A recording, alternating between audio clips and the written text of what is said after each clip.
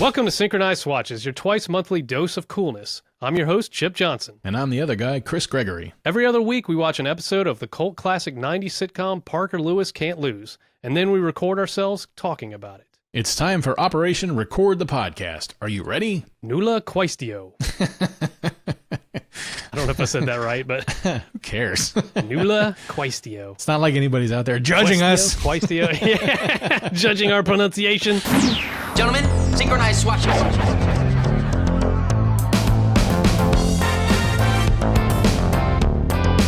Not a problem.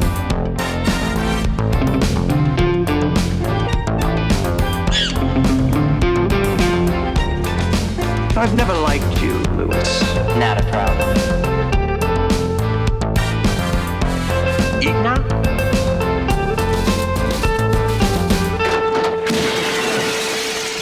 Clean out your locker. You're finished. So, since the last episode, the video game episode, I've had an itch that could only be scratched by playing Altered Beast. Oh, shit. Right from the That's a hard... I mean, I knew it was a hard game. Yeah. But, man, it's so fucking hard. But I did notice one thing. There's an enemy in there that I'm like, that looks like one of those creatures that you ride on in Golden Axe. Yeah. You know, the little chicken leg one, like the one with the chicken beak or whatever. Yeah. And I looked it up, and I guess the games were made by the same guy or designed by the same game designer. Okay. So, yeah, so I guess it first appered in Altered Beast as an enemy, and then they used it in Golden Axe. I was like, oh, okay. Now that you mention it, I think I remember that. Yeah. It's really weird because it's such a strange little character, too, you know? Yeah, it's just, there's like, you know what, let's put this in the other game, and you can ride it like a horse. Yeah. Oh, Yeah. man. My one regret about the way I designed Altered Beast is you can't ride that thing like a horse. Oh, man. Yeah, it's a hard game, man. I probably only got to like level 3 or something. Are you playing on a Genesis? You're not playing an emulator, are you? Oh, No, wow. not on an actual Genesis. Yeah. But yeah, out in the garage, you know, I've got the old Nintendo, I've got the old Genesis, and the original PlayStation 2. The PlayStation 1 also. Mhm. But yeah, so I got a bunch of old Genesis games, but Altered Beast is one of them, and I was like, I'm gonna go play that. That's cool. Yeah, I played Golden Axe on I don't care. I can't remember if it was an emulator. I think I beat it on an emulator because I could save. And then I played it on, I think it was on the Genesis app on the Switch. Oh yeah. Mm-hmm. So I played it on there and it was very frustrating. So I gave up because the controls are real glitchy. You know, at least on that version it was. But they used to have that game at I think it was at the Walmart near where I lived when I was in 5th grade. I lived in Alabama for a year. And I think they had Golden Axe at arcade there. I just remember that being a very haunting game, you know, especially once you get to like the end, you know, with Death Adder or whatever his name is. It's just this very grim and grotesque, you know, murderer. Basically, it's awful. Really creepy game. Lots of fun though. Yeah, they didn't care about our impressionable little minds back then. They sure didn't. Was it a 4-player arcade game? I think so, or 3 at least. Or three, right? Yeah. I remember it being like, I think it was one of the first like more than 2-player multiplayer arcade, if I remember correctly. I think you're right. Yeah. Yeah. I think the first 4-player was the Ninja Turtle one, which they had at that place. Yeah. Oh, I love that one, man. Yeah, that was a ton of fun. Did you play the game that came out a couple years ago on Switch? The No, I haven't. Okay. That one's a lot of fun because it's the same. In the same vein, right? It's a new game, right? But it's in the same vein, yeah. It's a side scroller, and it's got the same kind of, you know, you beat somebody up and throw them towards the camera kind of thing, you know. Yeah. Just, you know, it's fun. It's a fun I got to check that out. Yeah. Yeah. Good stuff. Video games. Video games. Well, that was the last episode. This one has no video games as far as I know. As far as I remember.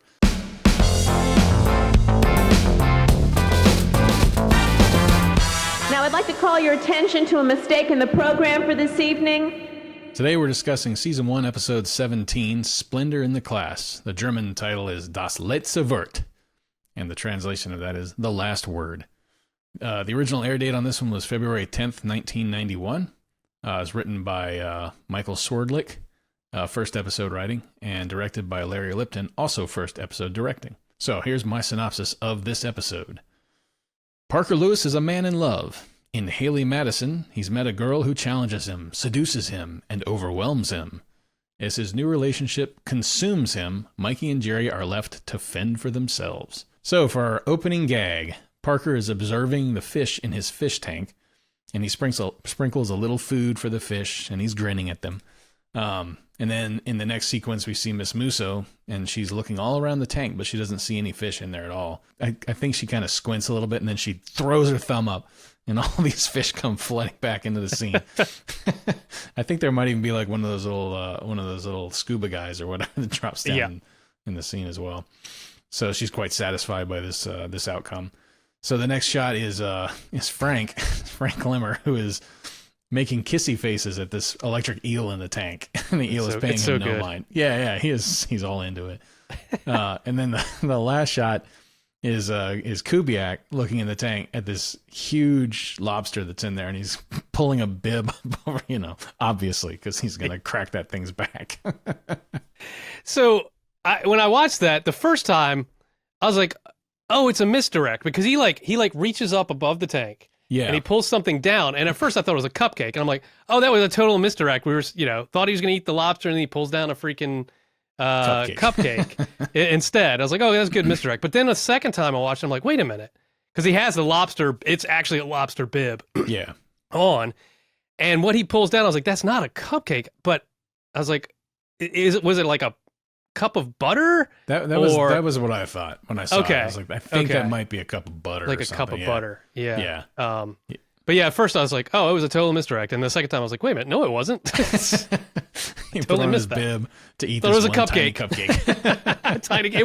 Yeah, I mean that's the second watch. I was like, why did I think that was a cupcake? Yeah. Well, I mean, it looks a little like it doesn't look clearly like butter. You know? Well, and also with a lobster, it's usually melted butter. You know, like melted butter. You're not like the soft whipped butter that you would put on bread or something. That's what this looked like. It was like, look, one of those paper cups of like whipped butter or something. Yeah. So we open in the auditorium, and it's time for the annual Santo Domingo Art Festival. And Parker refers to it as a place to see the good. In this case, there's a fine painting.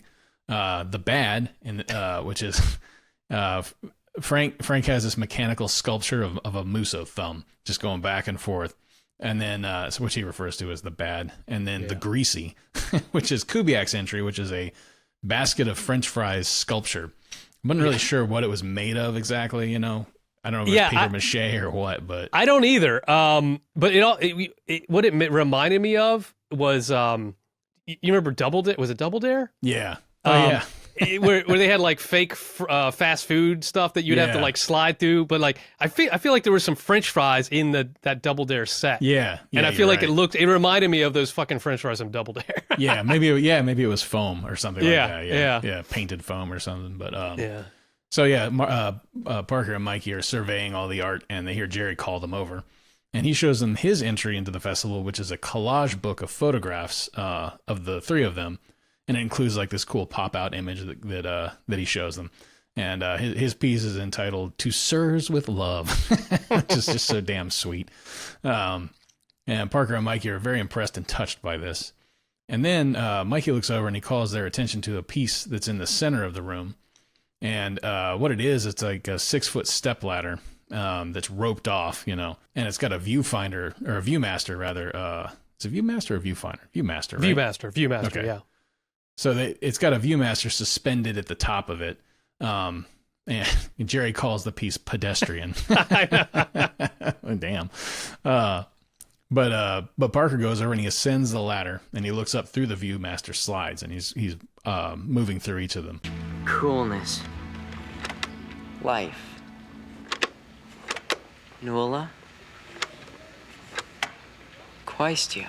But sir, I don't understand. It's Latin, Jer. Latin for not a problem. From off screen, we hear a girl say, "Amazing!" And we are introduced to the artist, Haley Madison. And Haley Madison is played by April Lerman, who was in 22 episodes of Charles in Charge. She was also in the 1982 film version of Annie. Her last credit was actually in 1992, so she stopped doing this a long time ago. Yeah. She did Parker Lewis, and then she's like, enough of this shit. I'm done. I'm done. And she tells him that no one has ever gotten that before. But he tells her that it's something of an ethos for him. So then after some flirty back and forth between the two, Haley asks Parker if he likes to ride. And she looks over and reveals a scooter parked across the room, which, I mean, God love her. I laughed as soon as she said, "Do you like to ride?" And there's this dopey little fucking commuter scooter. It's like a messenger scooter. Badass. Yeah, it made me laugh. I was like, I kept waiting for someone to laugh or make a joke. Yeah. About it. Yeah. It's not. It's totally genuine. They jump on the scooter to ride away. And Jerry whips a bike helmet out of his jacket and hands it to Parker and says, "Safety first, sir." So Haley and Parker, they cut through the crowd on this scooter, and they pass by Miss Musso, and she's over there admiring Frank's art piece. She says she recognizes something powerful in this piece, although she can't put her finger on it. She awards Frank the blue ribbon, and he is clearly very proud of the recognition. So then we cut to Mondo Video. And Parker's kind of showing Haley around. Actually, she's kind of leading him around, I guess. But he's showing her his parents' store, and they're perusing the racks of videos. And Haley asks Parker about his family. And then she picks up a copy of Bull Durham, which she says is one of her favorites. And she's right. That's a good movie. I like Bull Durham. I haven't seen it in a while. Yeah. So she asks Parker if he remembers Kevin Costner's big monologue at the end of that movie, in which he describes all the things he believes. I think that's at the end, where he describes all the things he believes in. And then she begins to monologue it herself. And meanwhile, we get this shot of Mr. and Mrs. Lewis over behind the register at the center of the store, and they're observing all this, watching the entire conversation unfold on some very nicely framed closed-circuit television, and eating popcorn and stuff. Yeah. Haley tells Parker that about the things she believes in. Why? What do you believe? I believe in breaking rules. I believe in taking chances. I believe David Lynch is making it up as he goes along. I believe bicycle pants should only be worn by people on bicycles. When she said that, I was thinking, you don't see many people in bicycle pants these days, but I bet if they were writing that line today, it would be about yoga pants. 100%. I was thinking the same thing. Yeah, those have proliferated, Yep. into daily wear, which is fine. Whatever, people wear what they want, but yeah, it's the modern parallel. Yeah. Yeah. So she ends her monologue by saying that she and Parker should kiss, or he should have kissed her by now, or something like that. Yeah. So the camera just pans around the two of them as they have their first kiss, and Parker makes a mental note to send Kevin Costner a fan letter. So we're watching this kiss on the screen. Mrs. Lewis says Parker has his father's charms. And then Marty says, and his lungs. And my note here was, I guess voyeurism just runs in this family. Yeah, yeah, exactly. They're just constantly watching shit on their closed circuit televisions. Yeah, and stuff that is intimate. Yes, bathrooms, locker rooms. Kisses in the middle of the store. Yeah, people making out. Yeah. Oh God. So we're treated to a montage of scenes of Haley and Parker as they start dating. They're riding the scooter around. Date number 2 is at a hibachi dinner. And then when the camera pulls out, you see that it's Jerry as the chef, which makes sense. It didn't look like there was much heat coming off that cooktop. But the meal is being prepared on the roof of the school. And it's cool because as they pull out, you see that Mikey's there with his fucking guitar just rocking out these romantic licks on the guitar. I love it. Yeah. So at this point, the buds are they're all on the same page, Yeah, they're helping him woo his girl. Yeah, yeah. Great. So Parker tells us that Haley is like no one he has ever met before. And then there's this scene of her outside painting a yin-yang on the side of his face, on his cheek. And she leans in tight to give him a kiss or a nuzzle or something. And when she comes away, the yin-yang is on her cheek too, and they laugh. It's just so sweet. Yeah. So we cut from there to the hallway, and Mikey and Jerry have been waiting for Parker by his locker. And they're kind of pacing around a little bit. Where have you guys been? I told you to meet me at my locker. We've been here the whole time, Park. What'd you do, move? Yeah, didn't I tell you? I moved all my stuff up into Haley's locker. Sir, isn't it a little soon to be moving in? Well, when it's right, it's right. I remember people doing that in school, like moving their shit in each other's lockers. Oh, sharing lockers, yeah. So the alarm on Parker's watch goes off because he's late for lunch with Haley, and he rockets out of the scene. And Mikey and Jerry absorb this new reality. Parker has left the neighborhood. Things have changed, and they're going to have to get used to it. And Jerry rests his head against the lockers, and when suddenly Parker's locker door flies open, and they see the new occupant approaching, Shelley Lewis. Dun, dun, dun. Yeah. She walks up and she pins that bullseye photo of Parker that she had in her locker on the inside door of his locker, and she doesn't do it very well because it just tilts immediately about 45 degrees. And Shelley asks, "What's shaking?" As Jerry mournfully moans, "I'm going to miss him, sir." And then we dissolve the commercial. It's a nice little gag here too, because as she pins up the Parker picture, she only pins it on one side, so it doesn't hang straight. It cocks to 45 degrees, and as it does, the camera dutches 45. Like bloop, and kind of throws us off axis. Or throws us kind of off our throws our bead. Orientation off. Yeah, exactly. It was well executed because they timed the camera dutch with the picture doing that bloop. Yeah, I loved Shelley's attitude too. She's just like, "What's shaking?" Yeah, it's just like, "Hey, this is my new locker. What's up, fellas?" Yeah. So we cut to the roof, and this is a great scene. And cut to the roof, and Parker and Haley are up there in the lounge chairs, and looking into each other's eyes. And Parker catches his reflection. And he's immediately insecure about his new slick back hairstyle because his hair is just like matted against, against his skull. He's worried about how the guys are going to react to this, but Haley tells him he's too impressionable. He concludes, well, the hairstyle worked for Pat Riley, which is, it's a Pat Riley hairstyle. Yeah. So Mikey arrives and asks, "What's up with the wet head?" Wet head. Harsh. And then he clears his throat, and we all realize that Haley's in Mikey's chair. So she gets up. Mikey sits down. She moves over to Parker's chair and curls up with him while Mikey takes his seat. And he tells Parker that he and Jerry missed him the night before. I don't think they say what they were waiting for him for, but... yeah, I don't think so, yeah. Yeah, whatever it was, Parker just didn't make it. He explains that he took Haley over to meet his parents. So... Mikey asks if they're still on for this afternoon's Operation Monkey Brain. We get another reference to the damn monkey brain here. Parker explains to Haley that every week they steal the jarred monkey brain off Mr. Loopman's desk and hide it somewhere different. This week it's going to go into a gift basket that Musso's preparing for the school board. And that's a good one. Funny. Yeah, yeah. I love Haley's response. She's just completely unimpressed by this. Yeah. She's like, "Oh, well, to each their own, I guess," or whatever she says. Yeah. So Parker's job in this whole operation is to run interference on Musso, and Mikey reminds him of that fact. I love Parker's reaction to that too, because he's just, what does he say? He's like, "Got it," or something like that. But just the way he says you're like, he's not going to remember. Yeah, exactly. He's just like, in one ear, out the other. Yeah, exactly. Yeah. And Mikey says, "Synchronize Swatches." And then Parker whips out a naked wrist. Dum, dum, dum. You can actually see a tan line on it, too. Yeah. Yeah. He explains that he stopped wearing his watch.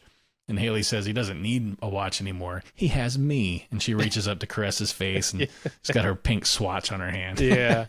And that's where we get another 45-degree tilt in the camera. Yeah. Because we're on Mikey, and it just tilts to 45. And there's a lot of dutching of the camera like this at various moments in this episode that I think is great, because it really emphasizes the whole Parker Lewis world is now on tilt. It's, something's getting fucked up, man. Yeah. So we cut to Mr. Loopman's class. Mr. Loopman is seated on his desk and he's lecturing. And beside him is this jar with a brain in it labeled Cheetah. And so Mikey interrupts him and he's very loud about it. He's like, oh. Like freaking Horseshack, man. Yeah, exactly. From Welcome Back, Kotter. Ooh. Mr. Loopman. Yeah. And it's, Loopman's super annoyed by this. He's like, ugh. But he asks Mr. Loopman if he'll draw a model of a paramecium on the chalkboard, so he'll turn the fuck around. Yes. Mr. Loopman gets up and he slowly begins to draw this paramecium model on the chalkboard. He's just drawing it on the wall with crayons. He's trying to get fired. So as soon as he turns his back and starts this, the student at the front of the row that Mikey's in lifts the jar and they start handing it one to the other, down the row. And then the jar arrives to Kubiak, and he's licking his lips, and he's wearing a fucking bib that reads again. Yeah, he's wearing another bib. This one says "I heart brains," like it's a heart, and a brain. Yeah, and a pictogram. It's great. It's like, where did he get that? I know. Heart brain. So he takes a couple sniffs of the jar, and then he's just like he wrinkles his nose a little bit, and then shakes his head and hands the jar back to Mikey. Yeah. And Mikey sets the jar on its side and he rolls it out the door, and Jerry's waiting out there, and so he stops it with his foot and he picks up the jar. And he's got this very confident look on his face as he's looking inside. You know, he's just like, and he turns and immediately runs into Miss Musso. It's just like, you know, the very highest high to the very lowest low, like that, you know. And then Frank emerges from the classroom and he's got Mikey by the collar, which I thought was like, that's pretty bold. You know? I mean, he had him jerked up too, man. I mean, like he's really like pulling his shirt up, man. Yeah, it's funny to see stuff like that because Frank is a student. You know, he's not he's not like a paid employee of the school or something. You know. Yeah, he's not really the muscle either. You know, like he's not that type of enforcer. He's more just the the quiet enforcer. But like this is one of the first times you see him just like really physical. yeah. Mikey let him do it. He was like, he knew he was caught. He was ashamed, I guess. So he's just like, all right, fine. Oh man. So we cut to detention here, and we're close in on Mikey and Jerry. And Jerry asks what happened to Mr. Lewis, and Mikey suggests that he got Haley'd. And they look around. He looks around and he compliments the changes to the detention room. And then we pull out and see that the two of them are strapped to dentist chairs. And there's this wall of TVs in front of them. Attention, my little couch potatoes. Welcome to MTV, Musso Television. All Musso, all the time. Sir, I'm going to the thumb. I was born in the add-on that my father built. A zesty yet earthy child, bursting with youthful vitality. I became toilet trained by my first birthday. They both cry out in terror, and the camera pulls out, and we see the steel detention door with the word detention spray painted on the front of it. Yeah, that's a great scene. And it's another one of those like Clockwork Orange style reprogramming setups that they like to use. Yeah. Because, I mean, and this one's even more so because these guys are fucking strapped in the chair. There's the headrest, you know. They're they're just strapped in to watch this video. Yeah, it reminds me, like we mentioned before, it's, you know, some previous episode that, you know, probably the one where Pankow throws Parker into detention, just how, you know, the dungeon-esque detention thing just felt like such an 80s, you know, 80s reference, you know, but you can't do that on television, dungeon or whatever. Yes. So we're back in Parker Central now, and Mikey and Jerry come staggering in after their torture experience, and then they're immediately taken aback because Parker has brought Haley into the hideout, and they confront him about the failure of Operation Monkey Brain and the fact that he brought an outsider into their space. And Haley's over there and she's painting a mural on the wall, which she calls "Man Breaking Free of Oppression." There's like no subtext to her fucking work. It's just like the meaning is right there. Yeah. And the mural is fucking hilarious. It's this He-Man-esque Parker Lewis. He's shirtless. He's fucking jacked. He's just huge. Yes. And these chains are just flying off of him in the scene, you know. He's literally breaking free of his oppression. And he's fleeing from a mob, or a mob is chasing him. Yeah. And Jerry is just so taken aback and offended by the fact that the leaders of the mob are Mikey and Jerry. Clearly Mikey and Jerry. Yeah. And Mikey has like a scythe or something, and Jerry is like wielding this fucking sickle at the front of the mob. And in addition to that, on the other side, opposite of the mob, Haley is actually an angel flying in the sky above Parker. I didn't even notice that. Of course she is. Yeah, on the other side there's this angel, and it's Haley like this. Yeah. Which she assures them that it's merely symbolic. Yeah. It's all symbolic, you know. But I like this. It's another little, if we can say it's a throwback 17 episodes in, this is a throwback for Mikey where he tells Jerry to paint it black. Yeah. And Jerry pulls a paint roller out of his jacket and it's all black paint all over it. But Parker argues that they've been chasing girls for years and they should be happy that he finally caught one. That's a problematic thing to say, but yeah, I know. there's a lot of things in this episode that are a little problematic, but finally caught one. Yeah, finally caught me one. I'm gonna bash her over the head, throw her in a fucking cooler. He wants to be with her though, and he asks where it's etched in stone that there can't be a fourth bud and it can't be a girl. And he should know better than to say shit like that on this show, because Jerry whips open his jacket and pulls out 2 stone tablets, and they have etched in them those things he just said. So Jerry suggests that they would need to vote to change the rules, but Mikey rejects this idea because he says Parker doesn't make decisions for himself anymore, and he declares the best buds are history. And Parker says, not a problem. And by this point, Jerry has tossed the stone tablets on the floor. Yeah. So Mikey leaves, and he asks Jerry if he's coming too. And Jerry hesitates for a moment. He looks over at Parker, and he looks at Haley, and then he tells Mikey to wait up for him, and they leave. And then Haley comes over and asks Parker if he's okay, and he replies, nulla questio. And we get another 45-degree camera tilt on Parker and Haley as we go to commercial. We come back from commercial, we're in the lunchroom, and Wethead Parker is in the lunchroom watching as Mikey and Jerry are in line paying for their lunch. And they spot him and comment on how relaxed he looks. And in voiceover, Parker makes a similar observation about them. And Jerry asks Mikey if they ought to sit with Parker to mend fences, while Parker suggests that he should wave them over to do the same thing, basically. And just as he starts to do so, Haley sits with him, and Mikey takes this as Parker flaunting her in front of them, and he says, coldness. So they leave, and Haley points out that they are turning their backs on him, and Parker says, coldness. So there's a lack of communication here. Yes. It could be solved by a simple conversation. Exactly. But anyway, they're teenage boys. Everybody jumping to conclusions. Yeah. Fucking coldness all around. So Haley comforts Parker. I almost said Peter. Haley comforts Peter. Peter Parker. That's what I'm going to call him until his hair comes back. As long as he's Wethead, he's Peter. Peter. But she says his decision to leave the Buds was similar to when John Lennon left the Beatles, but only after meeting Yoko Ono, who showed him how the Beatles were stifling him. And she asks, can you imagine if Yoko and John Lennon hadn't met? And Parker suggests through voiceover that Ringo wouldn't be stuck doing those wine cooler commercials.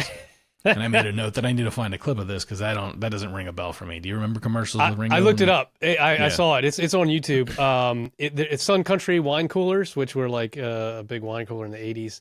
He did a commercial for them. At least one that I found. What if he only did the one and they still made that reference? Yeah, it could be. Yeah. Yeah, I'll have to find one of those and post it in our little cultural studies folder on Instagram. Perfect. I did find those. This has been 2 months ago now that this episode's coming out. But for the most recent one we posted, Teacher, I did find the moment when Milli Vanilli was discovered as having been fake. Yeah, that was one of the clips that I was able to find. And then I also found the Mouser size clip. Yes, just nice. Man, that is even more intense than I remember. Like I was watching, I was like, wow. I gotta check that out. So over the top, the performance is just, it's crazy. Anyway. So back to the episode. Change is painful and nobody here is having fun. But then we cut to Musso and Frank and they're popping a bottle of champagne and dancing in front of a banner that reads "Good Riddance Buds."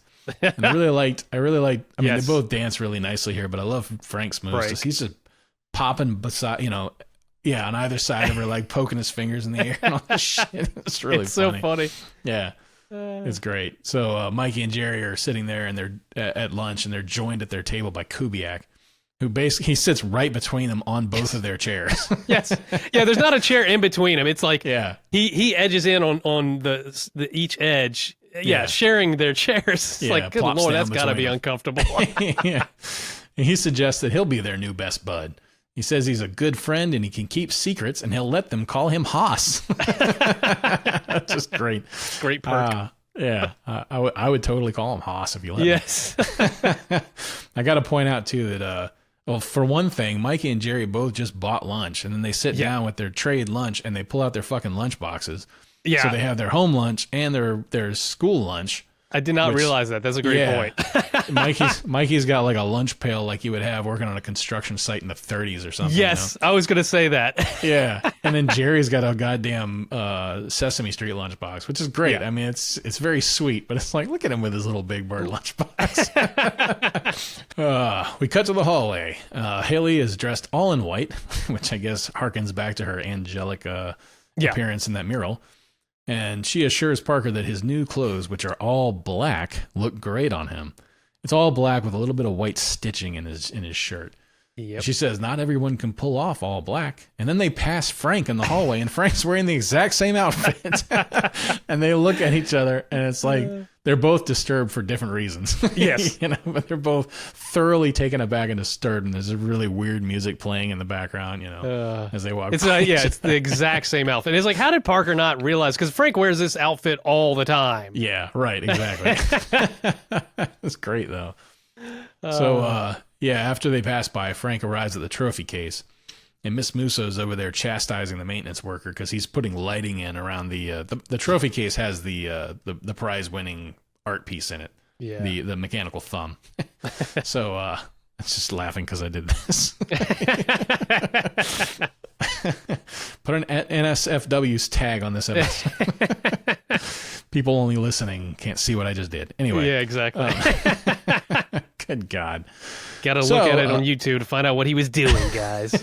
Yeah, just imagine. Anyway, so there's they put the art piece in the trophy, and she's trying to get the maintenance guy to light it properly, and he's having a hell of a time. Yeah. So she's giving him a lot of shit for it. But so Frank comes over, and she informs Frank that since the buds have broken up and things are quieting down, disciplinary issues are no longer an issue, I guess. That's a great sentence. She no longer requires his services, so she's laying him off.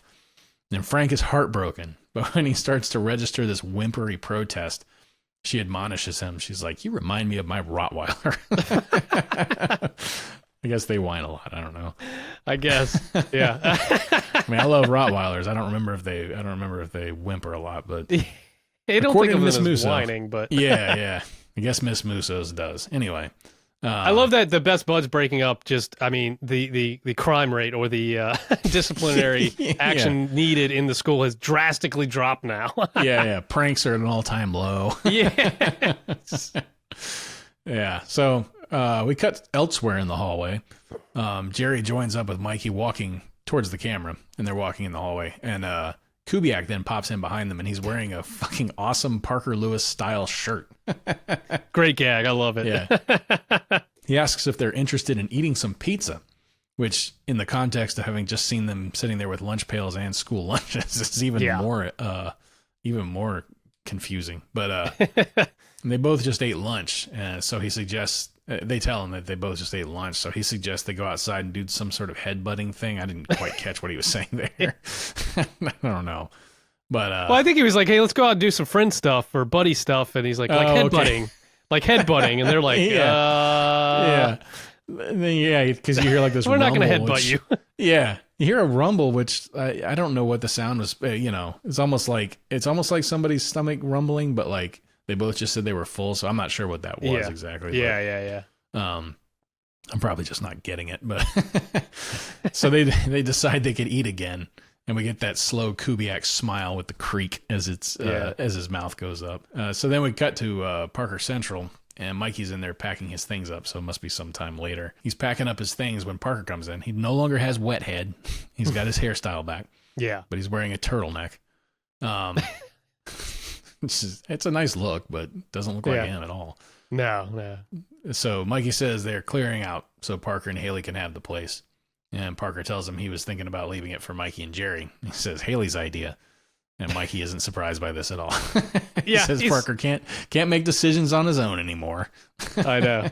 So Mikey finishes up, but Jerry's there too, and he's not quite done. He has this huge box that's labeled Jerry's Canning Supplies. And he throws a heavy wooden box on top of it. And that box is labeled Jerry's Spoons of the World Collection. So we finally get to see that in the real world. Yep. He throws it on top of that box and says he'll just rent a van for his things. But then he sets the collection box on its side, and it knocks over his art project from earlier, the photo collage book. Yeah. And it lands on the floor. with that central collage image, the pop-out image sticking out. And Parker squats down, and he finds a blue ribbon with it. Apparently, Jerry won first prize in the photography division. And Parker asks why he didn't tell him, and ignoring the obvious reason, which Jerry kind of implies, just like, But then you hear Parker start to snicker on the floor, and Mikey is just like immediately erupting with fury. You think this is funny? Yeah, it's just like out of nowhere. So you think this is funny? And he loudly asks him that, but it turns out Parker's just looking at the photos. And he's looking at one of the time they rescued Jerry from the carnivore pit in the zoo. Jerry fell into the fucking carnivore pit. Of course he did. So later, we get this. Yeah. We have this shot of them from overhead, and they're lying on the floor, kind of laughing and looking at the pictures and whatnot. But then Parker tells him he's due to meet Haley, and as he prepares to leave, he tells him he'll come back later when they're finished. And we can see Haley in the background. She's kind of watching the scene unfold. Yeah. That little scene, it's kind of like, some girls at a fucking slumber party. They're like laying on the floor looking at pictures, talking, and like Jerry's laying on his back. And when we cut into that scene, because it's like a time lapse thing, when we cut into that scene, we're in the middle of a story or something. But you hear Jerry say, "You wouldn't think a softball could fit in a guy's mouth." And I'm like, what was that story? And are they talking about Coob? Like, who are they talking about? Yeah. Oh, man. Now I want to know that story. Yeah, I know. You wouldn't think a softball could fit in a guy's mouth. Elaborate, fellas. Yeah. So even later, again in the hideout, we pan across the mural as Parker tells us in voiceover that Haley never showed up to wherever he was supposed to meet her. He makes a mental note to schedule their first fight as he re-enters Parker Central. But then he's startled to find the Musso thumb art project in the center of the room, and he concludes that Mikey and Jerry must have stolen it. Says that they can't even play a decent prank without him, so he grabs the thumb with the intention of returning it. We cut to the hallway, and Frank is standing guard in front of the trophy case, and he taunts Parker through his black megaphone. He's standing in front of these lighted barricades. The whole thing is taped off. At one point, Frank even says, "Come to daddy." Because he's like, "I know you're out there, Lewis." It's really funny. So this whole sequence right here is fucking ridiculous. So goofy. Parker comes walking up, and you can see him holding the thing in his arm. And Clearly. I don't know if Frank didn't see him at that second or what. Like the first time I watched it, I was like, Frank sees him. He sees him carrying the thing. Yeah, he's fucked, right? Yeah. But then when he approaches him and stops him, Parker has his arms up in the anticipation of being frisked, I guess. Yeah. And Frank kind of pats him down, and we see that Parker's right hand is the thumb. Is the thumb. Just going up and tucked to his sleeve, yeah. Yeah. It's ridiculous. Frank, of course, fails to notice this because he's not great at his job sometimes. No. It's funny because he's patting Parker down. At one point, Parker like reaches up with his free hand and like scratches his neck, and then quickly slides his hand back in there. So inexplicably finding nothing, Frank warns Parker that he will suffer if the art piece does not return before Miss Musso does. I guess Miss Musso is gone somewhere. I don't remember if he says where she went. Yeah, I don't think so. I don't think they said where she went, but she's coming back from somewhere, and that's our ticking clock here. So yeah. Outside we actually see her pull up, and she gets out of her car, and inside Frank is standing guard again. Behind him we can see a panel sliding aside, and we see Parker's goofy face in the wall behind the trophy case. Yeah, behind the trophy case. Yeah, my presumption was that it's inside the janitor's closet or something on the opposite side. I think this must be what it is. I mean, because there's even a fucking oil drum in there. Yeah, right. Yeah. Like a full fucking oil drum. Like, Yeah. I don't know why janitor would have that, but yeah. You know how janitors do with oil. Yes. I guess it could be heating. Never have enough oil. Yeah. Can never have enough oil. Anyway. So Parker's staged in what we assume is the janitor's closet or the oil storage room. And he's preparing to return this art piece to the trophy case. However, as soon as he grabs it, the fucking thing falls apart in his hands. And there's this great sproing sound effect when it does. It's like, it's really funny.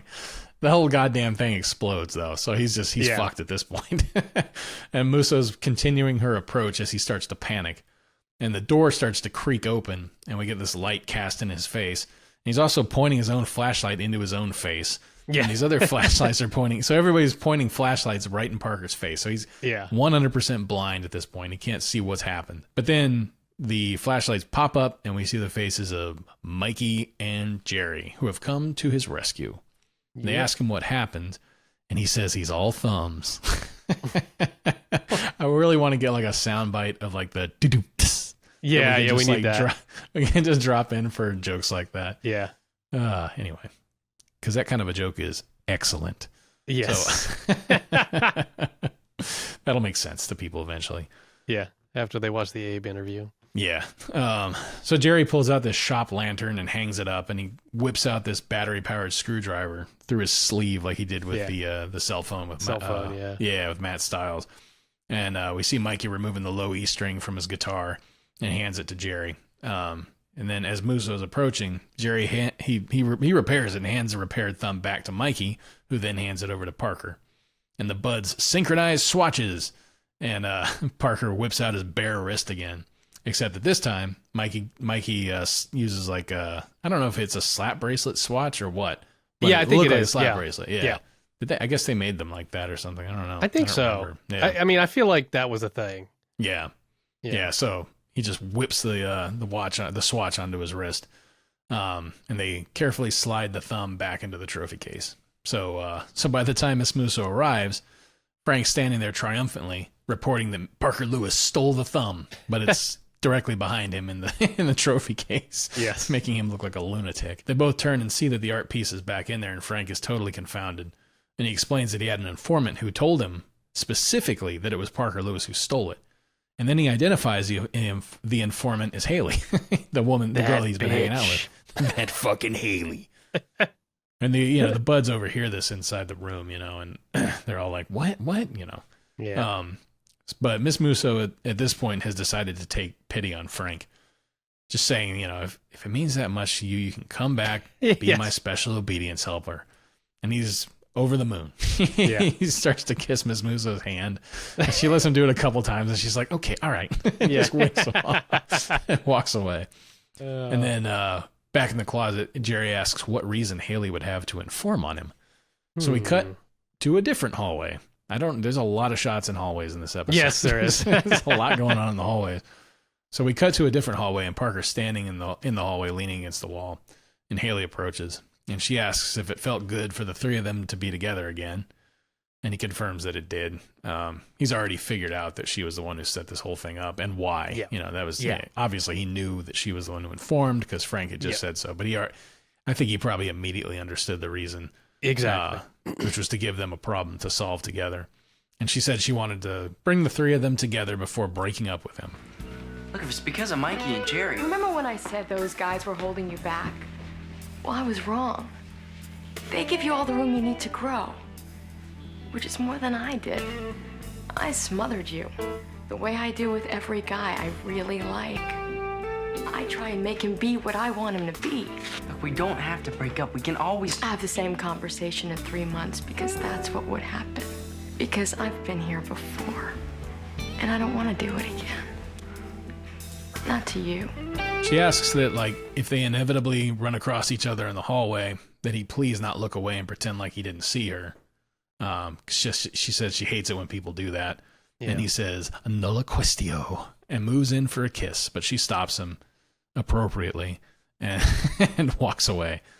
And then we're treated to a clip show of the episode we just watched. Get like a 30-second sequence. A 30-second sequence of most of the scenes of them when they were dating, them riding a scooter, sitting outside, holding hands. Yeah. There's some sad music playing over the background. It's actually a fairly genuinely sad scene. Yes. Even though I made a joke about being a fucking clip show.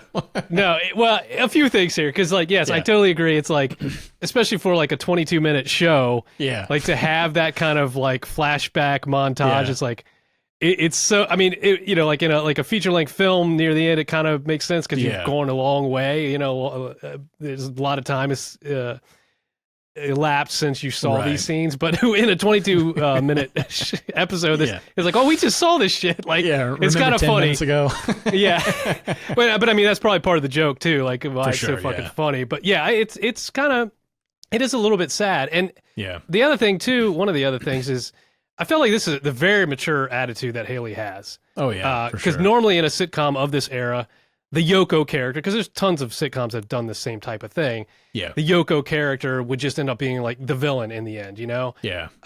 Like it would just be like the buds and the villain, and then she's, you know, something bad happens to her, him, or whatever, and then they're just done and out of the life, you know. But this one's a lot more complex, more realistic, and a lot less tropey than the normal ones you'd see. Yeah. So I thought that was interesting, and for her to have that self-awareness, you know, especially as like a teenager, you know, it's like, oh, this is what I do. Like I realize this is a pattern I have, and I don't want to continue like this cycle. I just thought it was interesting that it was a lot more complex than you normally see in a sitcom.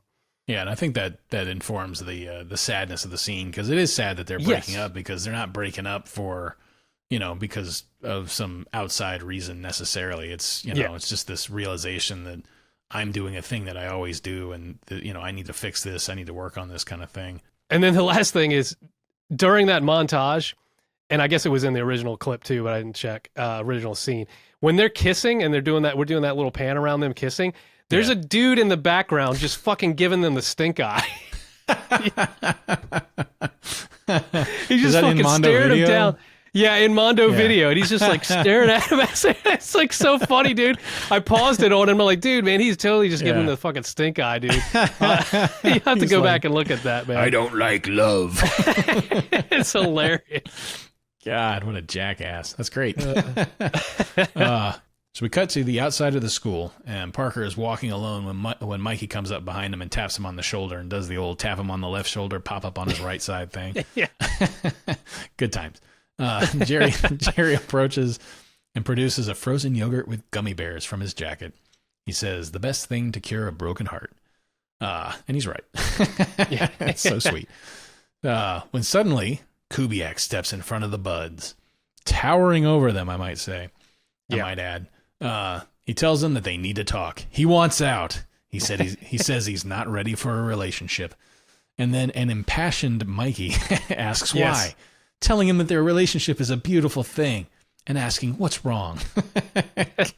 Kubiak pauses, and then he says he doesn't like sharing lunch. He hugs the shit out of his lunch bag and goes lumbering off. Yes, he does. I don't like sharing lunch. So as the reunited buds continue along, Parker explains in voiceover that he hasn't been in love long enough or often enough to know how long it's going to take to get over Haley. But no matter how long it takes, he's lucky to have his best buds to get him through it. And then you can see throughout this entire run, Jerry is clearly over there angling for a taste of the yogurt.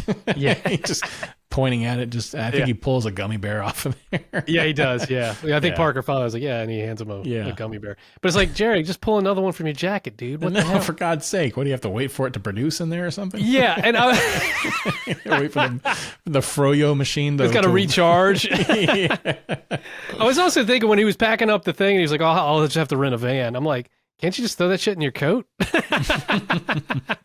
That's true. Come on, Jerry. Yeah, I don't know.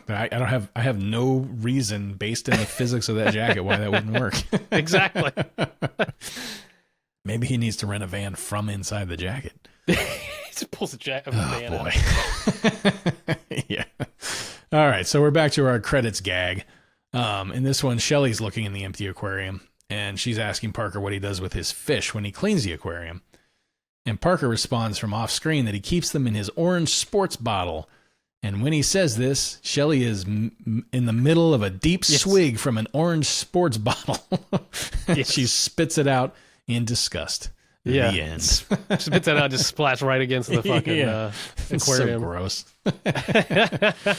What is she doing just grabbing random sports bottles and drinking out of them? I don't know, man. I don't know better than that. Parker's your brother, for God's sake. Yeah. No telling what he's got in there. Yeah, come on. All kinds of science experiments going on and all kinds of dishes and cups and shit. Yeah. Oh, man.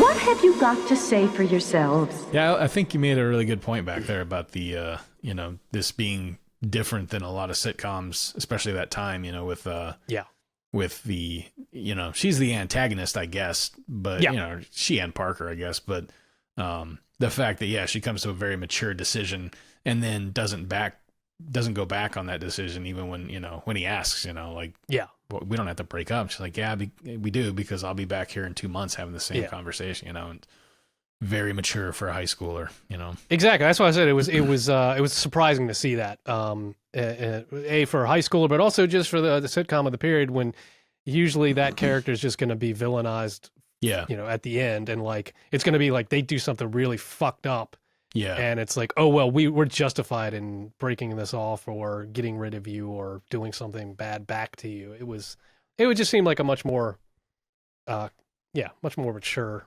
ending. Do you think that was, from as a person who's not a teenager anymore, who's a, middle-aged person, if we're being generous, if we're being optimistic. We're old men, Chris. Yeah. What was I saying? What was I saying? Your memory's one of the first things to go after your sight. I mean, what I was going to ask was, like, aside from the fact that it upsets the dynamic on the show between these characters, is there anything inherently negative or wrong with that relationship between Parker and Haley? Is there anything about that where you're like, yeah, that definitely shouldn't be like that? Or is it just that's how these two people operate? Did Parker look like he was being harmed by this relationship, aside from his friends not being able to be a part of it? Right. No, I do feel like there was a tinge of she was trying to change him, right? Yeah. I mean, like with the hairstyle and the clothing. So she's trying to change, and I think she mentions that at the end too. She's like, I tried to make you who I wanted you to be instead of just liking who you were. So I think that was a bit, that's a bit harmful in a relationship. And I think maybe they added that element just because I feel like it gives it a little more legitimacy as far as, they should not be together. Yeah. Other than just, I can't hang on with my bud, so I got to break up with you. Yeah. It's a little more legitimate of a like, it wasn't the healthiest of a relationship. Yeah. Do you think I don't know, what do you think? Yeah. Well, I mean, I guess I would ask, like, he doesn't at any point seem to be bothered by any of that. Like, there's no point where he's like, I don't know about the, maybe the hair. That was the only time with the wet head thing. But yeah. Otherwise, he seems genuinely to be enjoying the relationship. Yeah. And the reason why it comes apart is because she decides that again, to her credit, she makes this decision that, like, there's something unhealthy about the way she deals with people in relationships. But I don't see, I don't think there was any point where it was like Parker seemed to be in distress.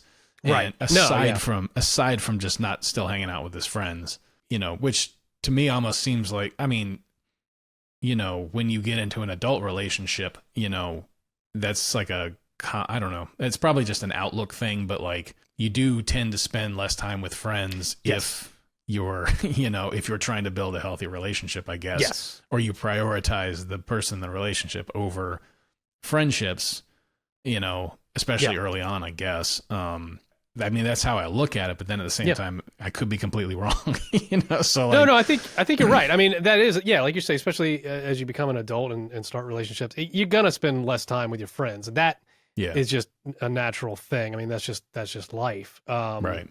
And not necessarily like, that means the relationship's unhealthy. It doesn't mean that at all. And again, that's why I think they needed a little extra added something like she is trying to change him instead of it just being, I can't hang out with my friends. That's unhealthy, because it's like you say, it's not. Yeah. I think that's why they added that element of like, I'm going to put you in different clothes. I'm going to change your hair. I'm going to have you stop wearing a watch. And, I guess they bordered on her being villainous a couple of times in that controlling way. Like when she said the thing about, he doesn't need a watch anymore because he's got me kind of thing, which is, I guess you can. It's a little clingy. It's a little, it's like, well, I'm always going to be here. Yeah. Like he doesn't need a watch because I'm always going to be there with my watch. You know what I mean? Like, he will never want for a watch because I'm always right there. But, and also, I mean, the mural too. Is yeah, no, you're right. I mean, that mural's pretty. But again, he doesn't seem to mind it at all. He's like, well, come on, but guys. It's a bit of an attack on Jerry Mike. I mean, they're coming after him with fucking sickles and scythes and shit. I mean, Well, he broke their chains. They want those chains back on him. Oh man, it's just something I was thinking about when I was watching it. Like this is a depiction of a it's a depiction of a relationship that's not cheesy and simple and stupid. Yeah, it's done. There's a lot of layers to it, and the way it plays out, and again, like it can be a sad ending to that relationship because I mean, it's probably why they can throw in like a little montage of things where it's like this, this was kind of a sweet relationship, even if it had its problems, Yes. And Parker is not worse for having been in it, and he wasn't like abused in it, and she wasn't abused in it. It just didn't work, And she happened to be able to see that, and I assume that eventually it probably would have been clear to both of them. But so I like that in that it's a lot more textured and layered than a typical sitcom relationship would be. Like you said, I mean, you're right. It would be, she would be doing something, she would be actively doing things to undermine them, in an evil way, Exactly. That's what I'm saying. I thought it was refreshing. Yeah, exactly. On the next Synchronized Swatches. Episode 18, The Human Grace. Musso and Dr. Pankow are at it again. Each is trying to get something from the school board and naturally are willing to go to extremes to get their way. Pankow tries to win Musso's heart and consequently her vote at the school board hearings. Parker discovers what Pankow is scheming and tries to convince Musso that she is being had. Can Parker get through to her before she ends up looking like a fool? I mean, this, again, any Pankow episode is going to be freaking great, and this is a classic. Yeah, it's a good one. My brother's a dead man.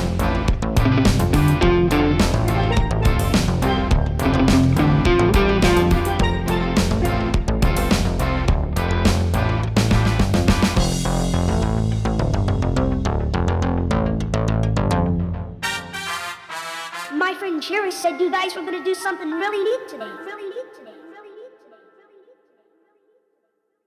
It's not like anybody's out there judging us.